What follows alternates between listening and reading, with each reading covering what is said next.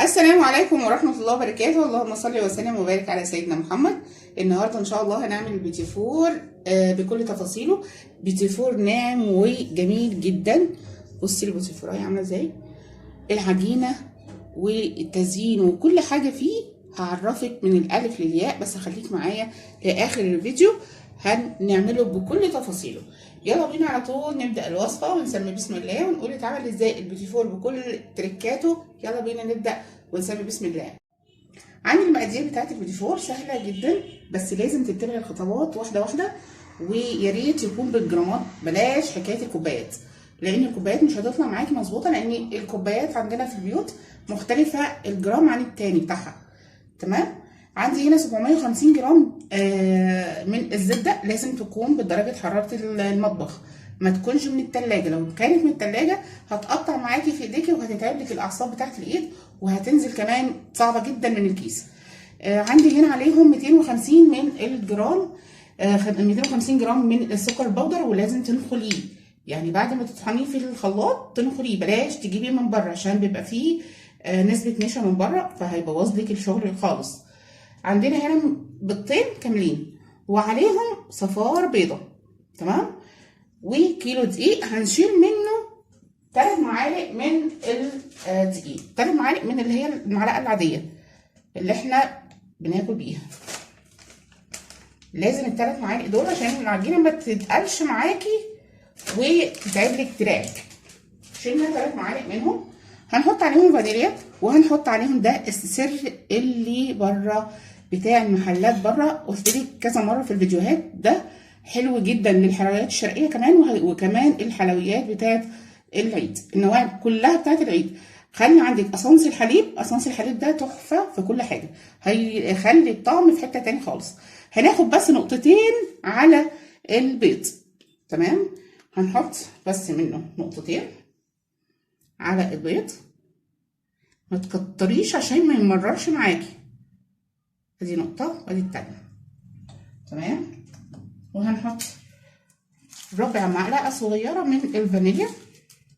عايزه تستغني عن الفانيليا وكمان تستكفي بالاسانس بتاع الحليب، تمام، كله زي الفل. هنحط دلوقتي الزبده، نشيل بس المكونات بتاعتنا. لازم نضرب الزبده كويس جدا الاول لحد ما تبقى كريمي. بصي القوام بتاع الزبده ناعم جدا جدا جدا. بصي لازم تكون بدرجه حراره المطبخ، بصي كريميه، مش جايباها من التلاجة. لو في التلاجة هتخرز معاكي العجين اول حاجه، وبعد كده هتتعب لك دراعك وانت بتقطعيها بالكيس. تمام.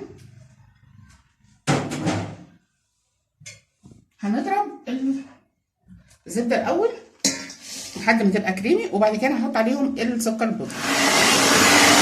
كده ضربنا الزبده، بصوا بقت كريمي. هننزل عليها السكر 250 من السكر، وهنضرب كويس جدا لحد بقى ما اللون بتاعنا يفتح، والخليط بتاعنا اللون بتاعه يفتح كده ويبقى شكل الكريمه بالظبط. كده ضربت الزبده، بصوا بقت كريمه جدا جدا مع السكر. هنحط عليهم ال3 بيضات اللي هما البيضتين الكاملين والاصفر بيضه، وهنضرب برضو لحد ما البيض يستوي معانا.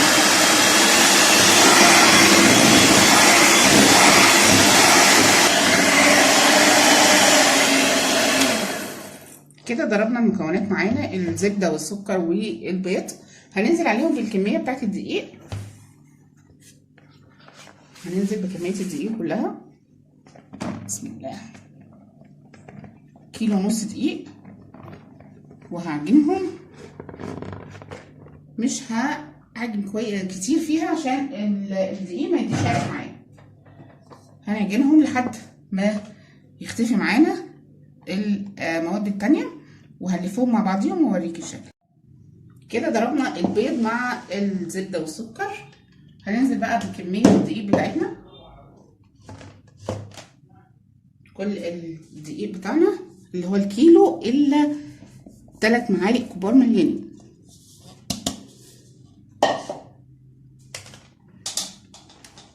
هضرب لحد ما الدقيق يختفي معايا مع الزبده والسكر والخليط. مش هزود ضرب عشان العجينه بتاعتك ما تديش عرق، والجلوتين اللي هو جوه الدقيق يشتغل ويقطع معاكي في العجينه، وتبقى العجينه هتطرد الزبده بتاعتها، وكمان هتبقى صعبه جدا في التشكيل. هنضرب لحد ما يختفي معانا العجين والدقيق قصدي، وبعد كده هنوقف عجن خالص وهنشكل على طول، مش هنريحها.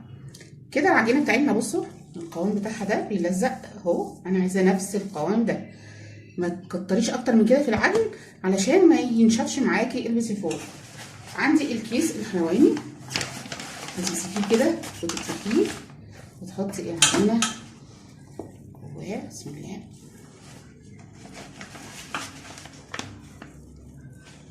اهم حاجه العجينه ما توصلش للكيس من بره، علشان لما تيجي تمسكيه وتتملكي فيه من فوق ما يبقاش فيه عجينه.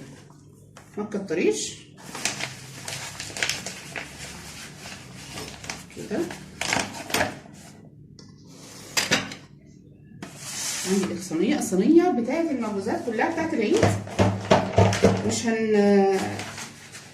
مش هندهنها اي حاجه، مش مدهونه. تمام. لازم نطلع الهواء بتاعه. البلبله دي اللي انا هشتغل بيها اللي هي بتاعت بلح الشام. عايزه تشتغلي بحاجه اقل من كده اهو، اللي هي بتاعت البلح الشام. تمام. هنبتدي نشكل. بصوا ضغطه واحده اهو كده. حاولي ما تلزقيش حوالين يعني جنب بعض، عشان هو هيفرش، هيديكي فرشه صغيره. تمام. ضغطه واحده كده عشان الشكل بتاعها تبقى حلو. ايد بتضغط وايد ماسكه الكيس من فوق.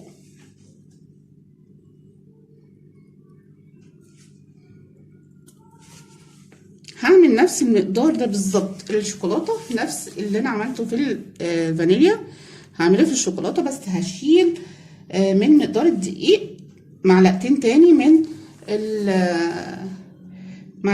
دقيق، وهنحط عليه كاكاو خام. يا ريت كاكاو خام اسباني يكون نظيف علشان يديكي طعم، وكمان يدي ريحه للعجينه. هعمل نفس المقدار بالظبط. بعد كده هندخلهم على درجه حراره 160 عشان هو مش عايز نار عاليه. اول ما يحمر معاكي من تحت الارضيه بتاعته تدي لون، خلاص طلعيه، ما تدوش لون جوامق علشان برضو الشكل بتاعه ما يبقاش حلو.